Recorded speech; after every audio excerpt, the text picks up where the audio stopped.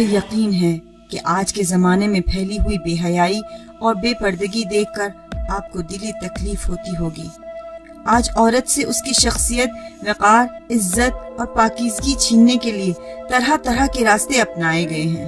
آزادی اور ترقی کے نام پر اخباروں، ٹی وی اور انٹرنیٹ کے ذریعے اسے کم سے کم کپڑوں میں لا کر کبھی کوچے و بازار میں کھڑا کر دیا جاتا ہے تو کبھی اسٹیجوں کی زینت بنا دیا جاتا ہے۔ وہی اسٹیج جہاں مردوں کا مکمل لباس میں آنا ان کی عزت کی علامت ہے۔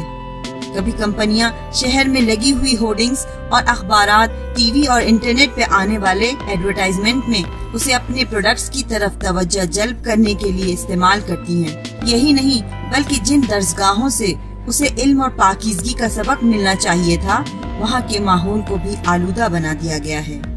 ایسے حالات میں شرم و حیا، پاکیزگی کردار اور حجاب کی پابندی کے ساتھ آگے بڑھنے والی خاتون کا مذاق اڑایا جاتا ہے۔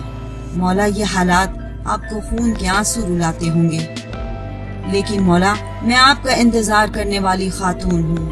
میں ایسے حالات میں ہار نہیں مانوں گی۔ یہ آپ سے میرا وعدہ ہے کہ میں اس راستے پر چلوں گی جس کی آپ کو مجھ سے امید ہے۔ بہت سے لوگ ان حالات کا مقابلہ کر رہے ہیں۔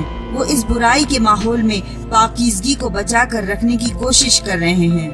مجھے ایسے لوگوں میں نہ صرف شامل ہونا ہے بلکہ ان میں سب سے آگے رہنا ہے۔ مجھے ان لوگوں کا ساتھ دینا ہے جو ان حالات میں حیا، پاکیزگی اور حجاب کی بھی حفاظت کر رہے ہیں، اپنی گھریلو ذمہ داریوں کو بھی ادا کر رہے ہیں اور اپنی سماجی ذمہ داریاں بھی انجام دے رہے ہیں۔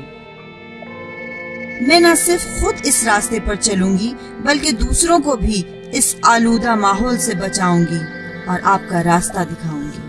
مولا، مجھے ایک ایسی منتظر نسل کی تربیت بھی کرنا ہے جو اپنی علمی اور سماجی ذمہ داریاں ادا کر سکے، لیکن میرے مولا، یہ بہت سخت راستہ ہے۔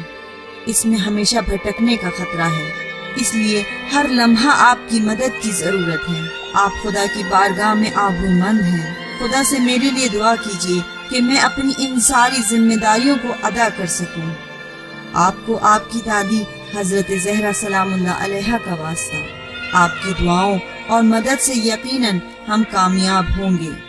گناہوں اور بے حیائی کے مقابلے میں جاری یہ تحریک ضرور کامیابی کی منزلوں تک پہنچے گی۔